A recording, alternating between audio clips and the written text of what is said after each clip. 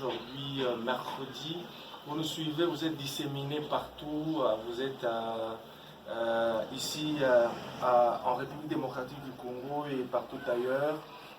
Bienvenue dans le programme du direct de l'église Chapelle des Restaurations que dirige le révérend docteur Jérémie Béni-Béa. Nous sommes là pour le compte de notre message de chaque mercredi.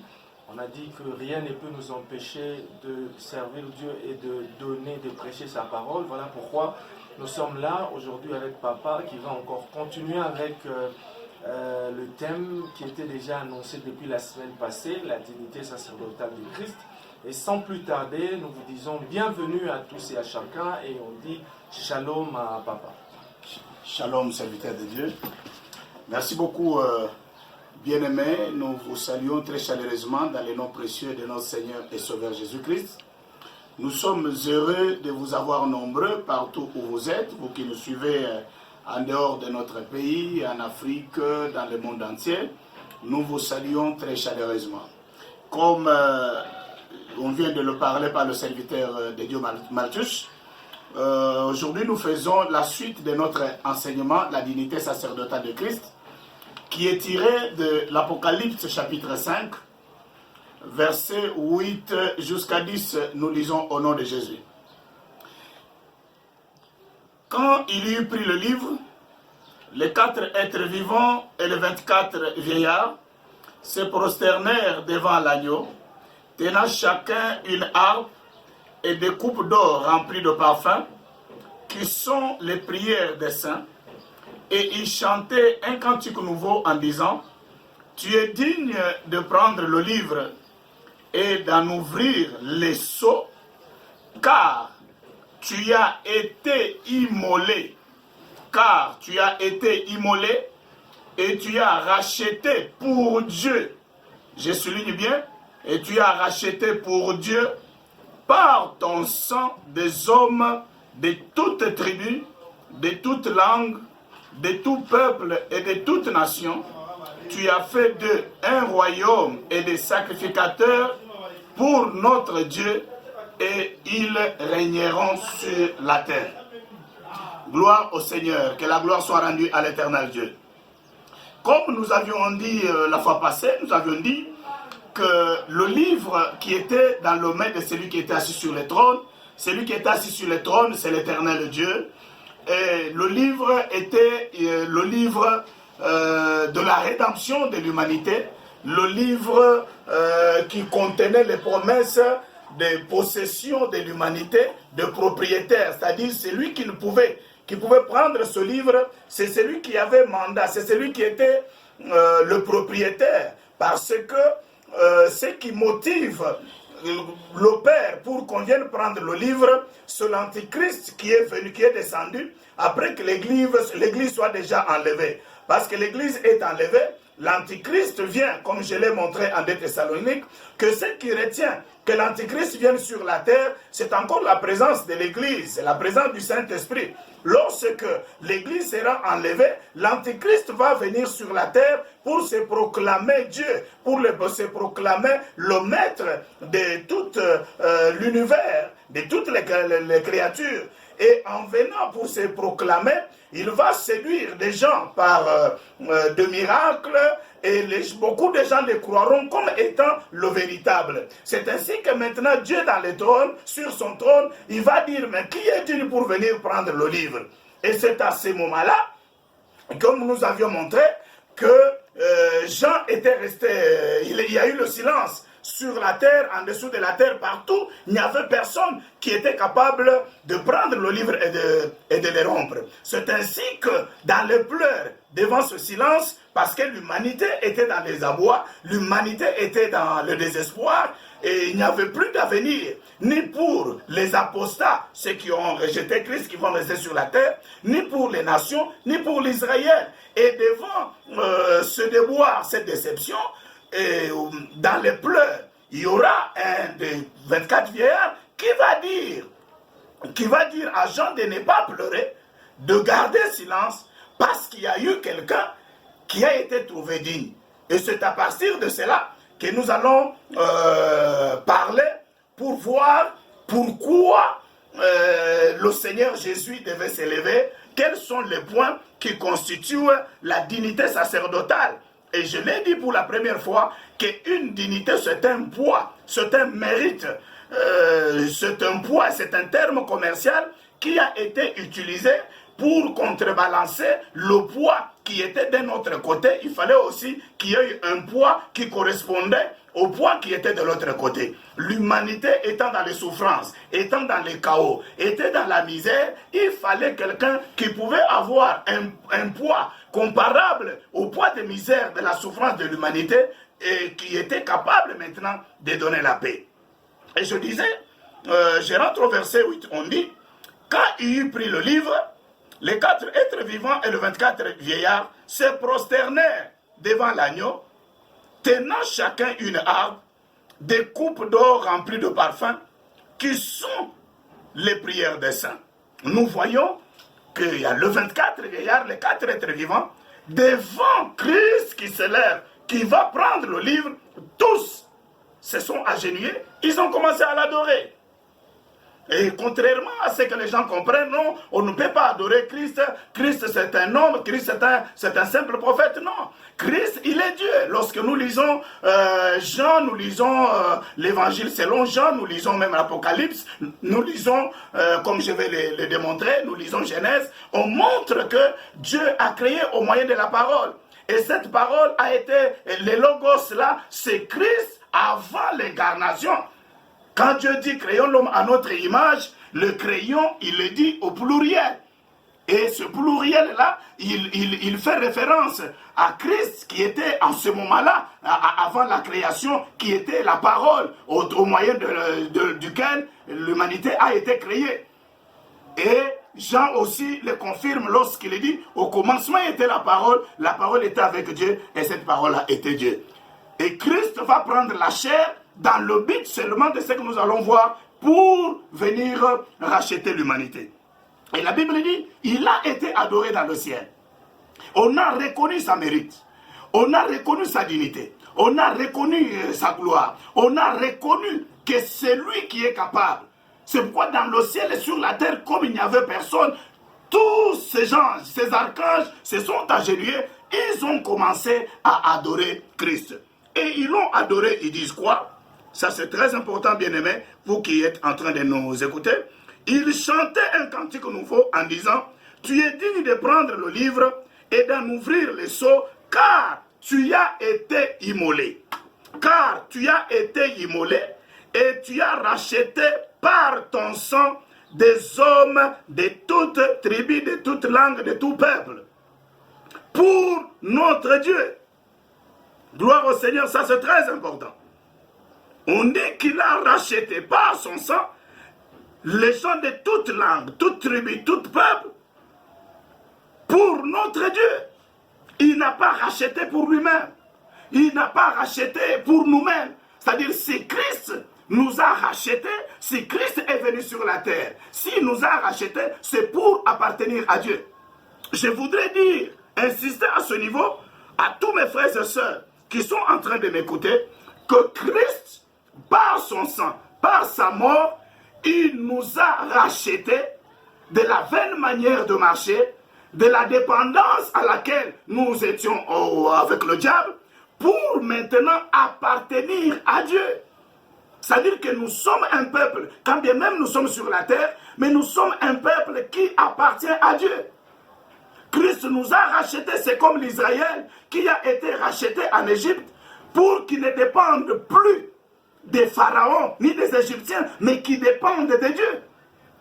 Alors, notre rachat, le prix que Christ a payé pour nous, c'était pour que nous puissions appartenir à Dieu, pour que nous soyons un domaine privé de Dieu, pour que nous soyons une propriété de Dieu.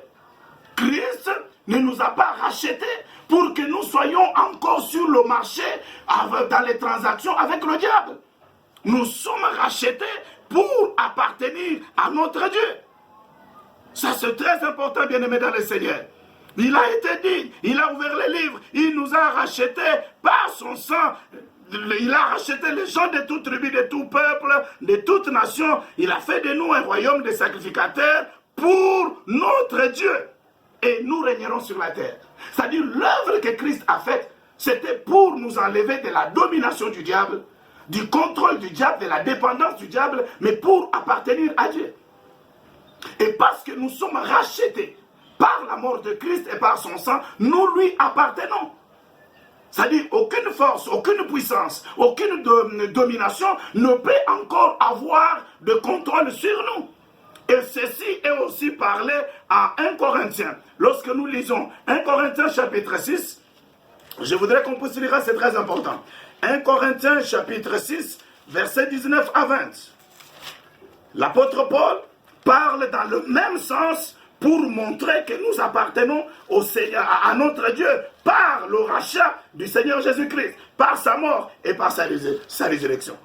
Nous lisons cela au nom de Jésus, 1 Corinthiens chapitre 6.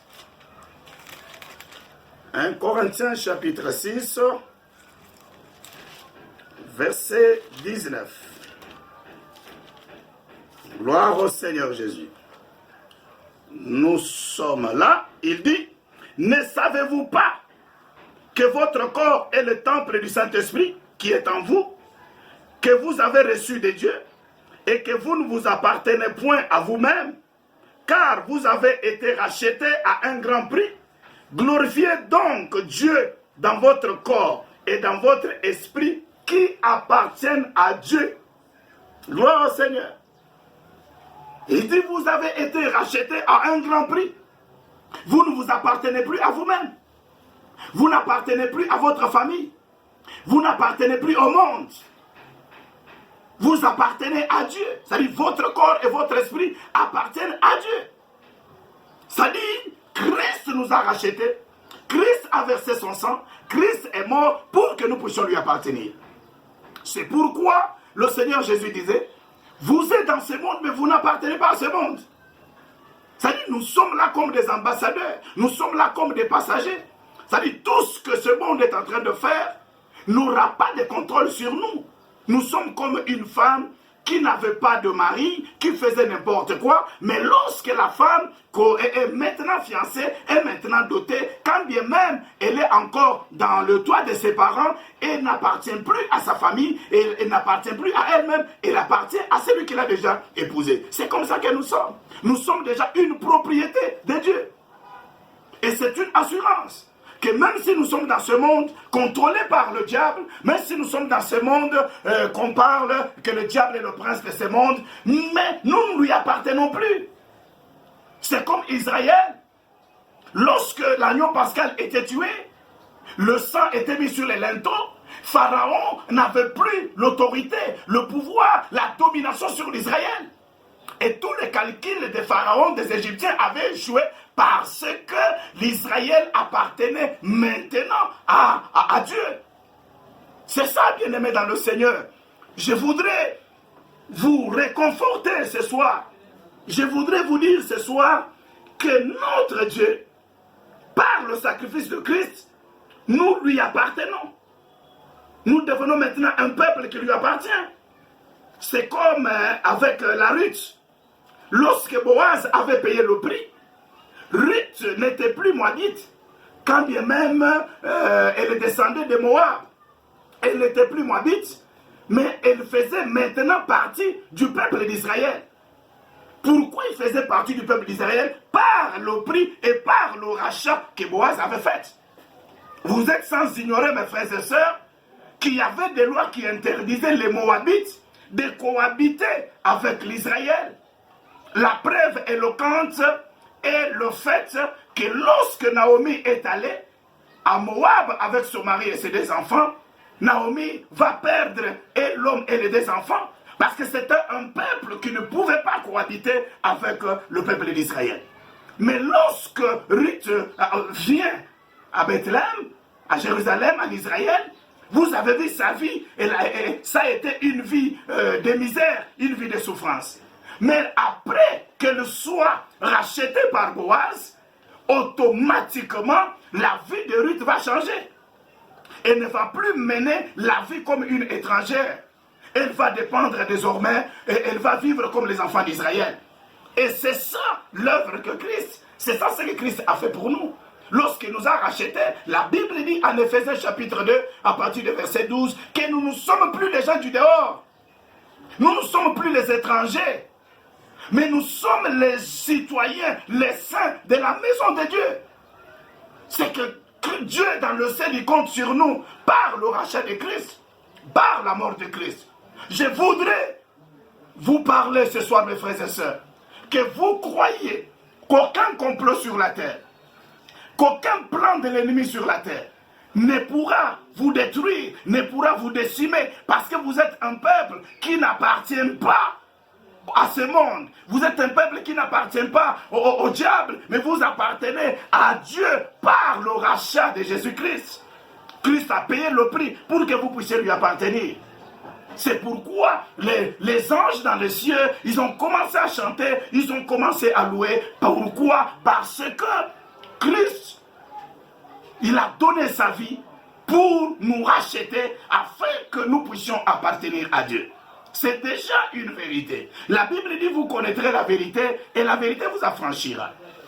C'est-à-dire, la manière que Dieu marche avec nous dépend du degré de la connaissance que nous avons envers lui. Aujourd'hui, c'est tout le monde qui panique. Mais les gens oublient que l'Israël a été en Égypte, même devant la mer Rouge, même dans le désert. Le régime de l'Israël avait changé parce qu'ils avaient changé de maître.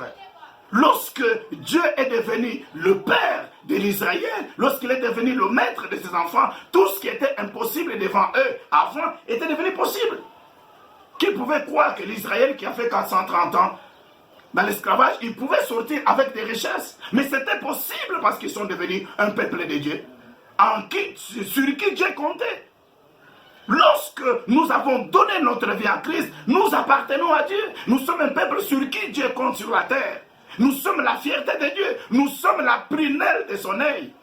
La Bible dit, 1000 vont tomber à ta gauche, 10 000 à ta droite, mais vous ne serez pas atteints. Pourquoi? Parce que nous sommes un peuple sur qui Dieu compte. Dieu a un plan avec ce monde, mais c'est avec nous que Dieu fera pour que son plan puisse se réaliser. Il a marché avec Israël, aujourd'hui c'est avec l'Église. Alors nous sommes un peuple spécial, nous sommes un peuple sur qui Dieu compte. Si nous croyons notre identité, nous connaissons cette identité, nous serons vraiment heureux. Que la gloire soit rendue à l'Éternel. Je crois que partout où vous êtes, croyez que vous êtes un peuple spécial.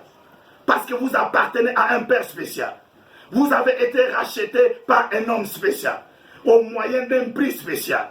Ce n'est pas ce virus qui va vous tuer. Ce n'est pas ce que le directeur de l'OMS, je suis surpris de l'entendre dire que non, vraiment, les Africains, ça sera catastrophique. Oh! Mais le directeur de l'OMS, il n'est pas le maître de l'univers, parce que lui-même est incapable de trouver la solution. On lui a chargé de trouver, les moyens pour tous les virus dans le monde entier. Il est en train de pleurer. Il dit non, les Africains, ça sera terrible. Moi, je lui dis, ça ne sera pas terrible parce que les Africains, c'est un peuple qui croit en Dieu. C'est un peuple croyant. C'est un peuple qui fait confiance en Dieu. Il n'y a rien qui arrivera aux Africains que Dieu permettra parce que le dirigeant, parce que le président de l'OMS a parlé. Je vous encourage de ne pas faire confiance à n'importe qui. Peu importe leur position, peu importe là où ils vivent, peu importe leurs moyens. Mais faites confiance en Dieu parce qu'on dit qu'il nous a rachetés pour que nous puissions lui appartenir. Que nous soyons un peuple qui lui appartient. La vie de Ruth a changé par le rachat de Boaz. Mais nous, celui qui nous a rachetés est plus que Boaz. 1000 fois plus que Boaz. Israël a été racheté au moyen du sang. Lorsque le sang a coulé, la vie de l'Israël a changé. Pharaon, qui était tout puissant avec une armée toute puissante, n'ont pas pu mettre leurs mains sur Israël. Israël marchait à pied et Pharaon et son armée étaient dans leurs machines, dans leurs véhicules, dans leurs chars. Ils n'ont pas pu mettre la main sur l'Israël parce qu'ils étaient sous la couverture spirituelle de Dieu. Ma prière ce soir, et que vous tous qui m'écoutez, mes frères et sœurs, et que tous les restaurés, toutes les restaurées, et que tous ceux qui m'écouteront, bien aimés que vous soyez, sous la couverture spirituelle, laquelle aucun virus ne peut percer entre eux. laquelle aucune maladie ne peut percer entre elles. Souvenez-vous de l'alliance que nous avons cette année. C'est une alliance de la bonne nouvelle. Une alliance de la bonne nouvelle. Et Dieu est derrière sa parole pour l'exécuter. Ne paniquez pas. Respectez les consignes. Mais croyez que nous sommes sur la main puissante de Dieu. Personne ne peut ravir ce qui est dans les mains de Dieu. Gloire au Seigneur. Gloire au Seigneur. Gloire au Seigneur. Est-ce qu'on peut acclamer le Seigneur là où nous sommes? Est-ce qu'on peut acclamer le Seigneur là où nous sommes? Gloire au Seigneur. Verset 9, on dit, il chantait un cantique nouveau en disant, tu es digne de prendre le livre et d'en ouvrir les sceaux car tu as été immolé. Le premier point de la dignité sacerdotale de Christ, c'est sa mort. C'est sa mort. Les gens me diront, mais pasteur Jérémie, mais comment la mort? Est-ce que tout le monde n'est pas mort? Oui, tout le monde est mort. Ce n'est pas seulement Jésus qui est mort. Mais la mort de Christ, c'est une mort de substitution. Il n'est pas mort parce qu'il a commis le péché. Il n'est pas mort parce qu'il était pécheur. Mais il est mort par substitution. C'est une mort vicariale. Il est mort à la place d'un peuple. Lorsque vous lisez Ésaïe 53, j'aime qu'on lise ça, c'est vraiment très important. Ésaïe 53, versets 4 à 5, c'est très important mes frères et sœurs. Merci Seigneur Jésus. Ésaïe 53, 4 à 5, la Bible dit, cependant, ce sont nos souffrances qu'il a portées. C'est de nos douleurs qu'il s'est chargé. Nous l'avons considéré comme puni, frappé de Dieu et humilié. Mais il était blessé pour nos péchés. Il était brisé pour nos iniquités. Le châtiment qui nous donne la paix est tombé sur lui. C'est par ses meurtrissures que nous sommes guéris. Nous étions tous errants, comme des brebis. Je pense jusqu'ici vous avez compris. C'est-à-dire, on montre que la mort de Christ est une mort de substitution. Il a été blessé pour nos péchés. Il a été frappé pour notre égarement. Et la Bible dit, le châtiment qui nous donne, nous, la paix, était tombé sur lui. C'est-à-dire, Christ était un agneau qui a été immolé pour que nous qui devrions mourir. Parce que depuis la sentence de Dieu dans le jardin d'Éden, il a dit, c'est lorsque vous mangerez ces fruits, vous allez mourir. Et la mort était une punition qui a bloqué tout le monde. Tous les prophètes qui sont morts, ils sont morts parce qu'ils descendaient tous d'Adam. Et la malédiction de la mort était sur tous ceux qui sont descendus d'Adam. C'est pourquoi Christ est né du Saint-Esprit au travers d'une vierge. Il n'y a pas eu les chromosomes ni de la femme ni de l'homme qui ont intervenu pour que Christ soit né. Et le sang de Christ a été le sang purement, le sang divin, dans lequel il n'y avait pas de péché. C'est ainsi que sa mort a été une mort de substitution. C'est pourquoi les anges disent, tu y as été immolé.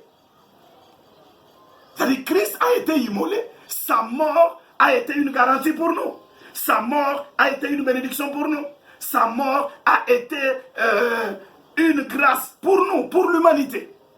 C'est grâce à cette mort que nous sommes bénis. Si vous lisez Hébreux chapitre 2, verset 14 à 15, Hébreux de 14 à 15, la Bible dit, parce que les enfants ont le sang et la chair, lui-même est venu aussi avec le sang et la chair, pour que par sa mort, la mort de qui? De Christ, qu'il puisse anéantir celui qui avait la puissance de la mort, c'est qui? Le diable, et qu'il puisse délivrer tous ceux qui étaient toute leur vie retenus dans la servitude.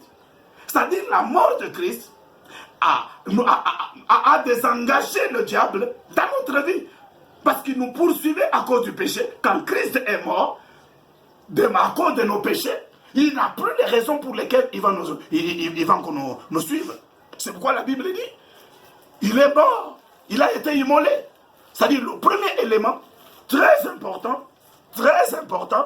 de la dignité sacerdotale, c'est la mort de Christ. Et c'est une mort différente de tous les autres. Aucun prophète dans le monde, aucun prophète dans l'humanité, aucun prophète dans n'importe quelle religion ne peut prétendre être mort pour les autres, pour l'humanité, non. Mais Christ, Il est mort pour l'humanité. C'est ainsi qu'il était devant les pharisiens. Il était devant les sadducéens. Il était devant les zélotes. On l'a tendu des pièges pour voir comment est-ce qu'on pouvait l'arrêter. On n'a pas trouvé des raisons pour lesquelles on pouvait l'arrêter et le tuer. Et Pilate lui-même a dit, je ne trouve aucun mal dans cet homme, je le relâche. C'est-à-dire, la mort de Christ était une mort de substitution. Voici pourquoi, mes frères et sœurs, la mort de Christ est un point très important de la dignité sacerdotale de Christ. Christ est Seigneur, Christ est notre roi, il est notre sauveur par sa mort. Une mort de substitution. Étant mort, c'est-à-dire toi tu ne mourras plus. Je vais faire une métaphore avec la mort de Christ. C'est comme lorsque on voulait tuer Joseph par ses frères. En voulant tuer Joseph, il y avait à côté, c'était l'animal qui a été tué. Et je vais dire aussi à quelqu'un ce soir, qu'il y a quelqu'un qui était mort pour toi. Il y a quelqu'un qui a porté ton corps.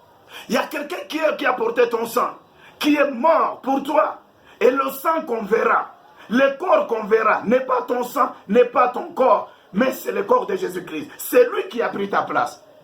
Jacob a fait le deuil. Jacob a pleuré. Jacob a été triste. Mais il n'était pas triste pour Joseph, mais il était triste pour l'animal qui a été tué. Moi aussi, je vous dis, bien-aimé dans le Seigneur, parce que Christ a porté ton corps, parce que Christ a été immolé pour toi, on ne te pleurera pas.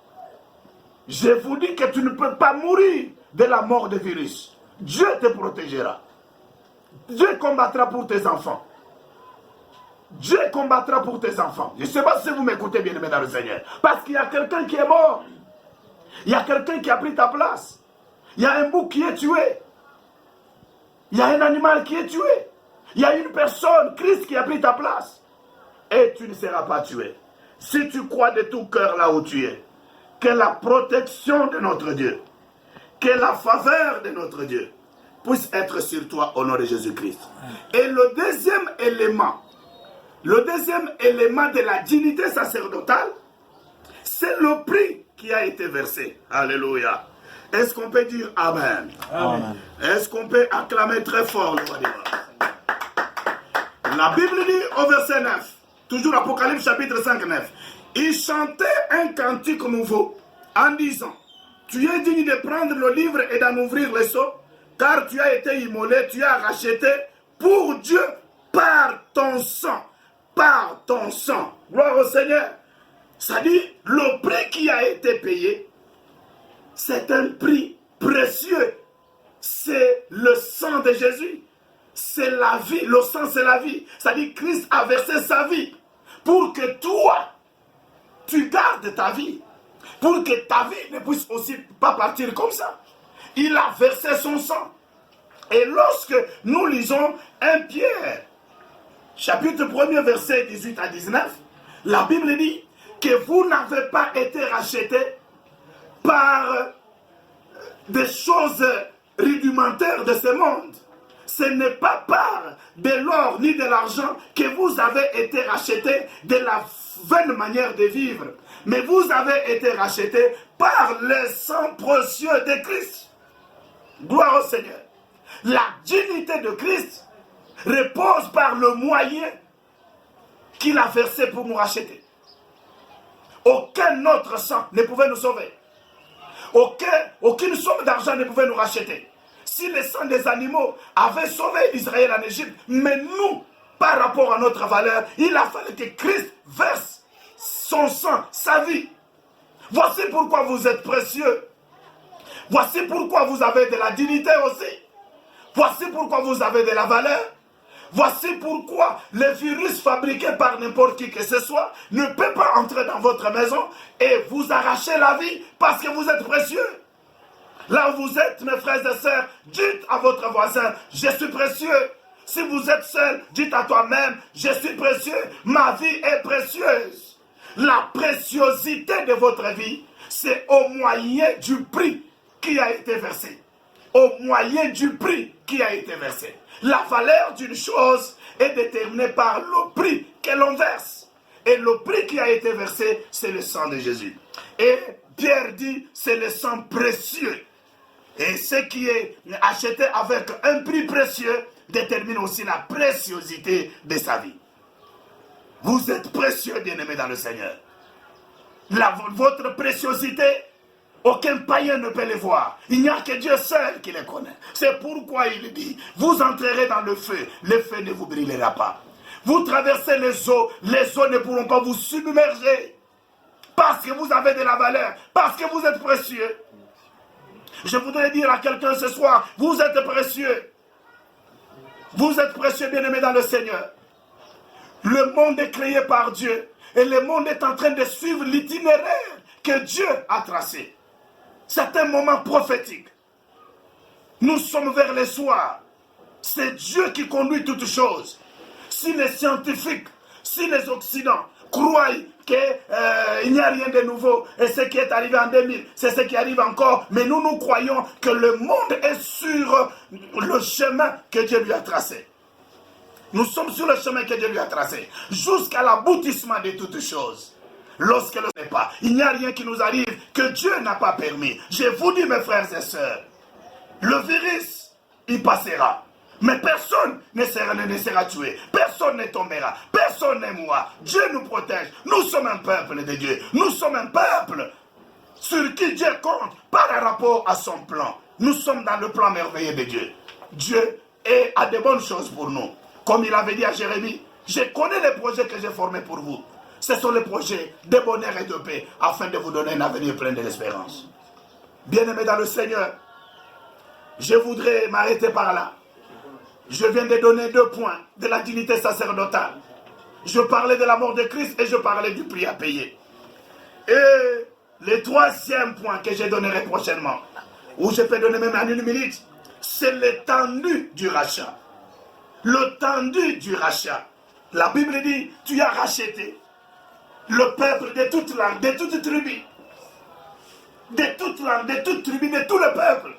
C'est-à-dire le rachat de Christ n'est pas seulement pour les Juifs, n'est pas seulement pour les Américains, mais c'est aussi pour toi, pour les Congolais. C'est aussi pour ton peuple. Il a racheté les gens de tous les peuples, de toutes les nations, de toutes les tribus, tel que tu es là. Si tu as cru en Jésus, tu as reçu Jésus comme Seigneur et Sauveur, tu fais partie des gens que Christ a rachetés. Tu fais partie du peuple de Dieu. Tu fais partie de la race de Dieu. L'étendue du rachat est vaste. L'étendue du rachat, c'est toute l'humanité.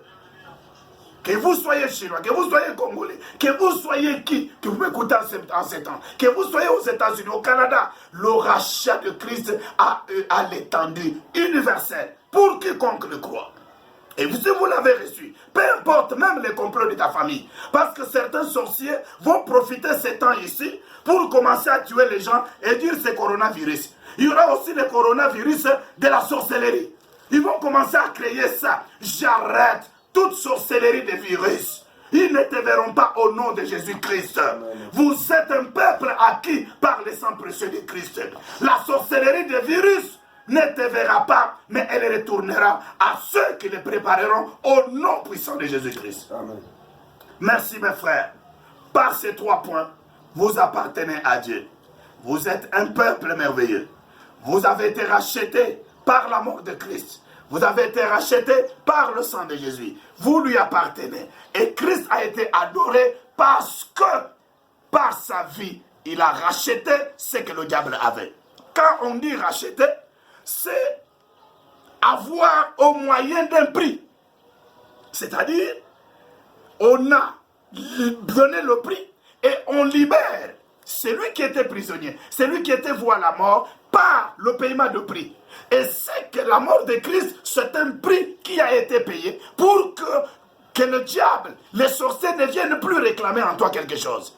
C'est pourquoi soyez un chrétien sérieux. Si cette parole vous trouve dans un état qui ne convient pas, répands-toi, renouvelle ta foi en Jésus-Christ.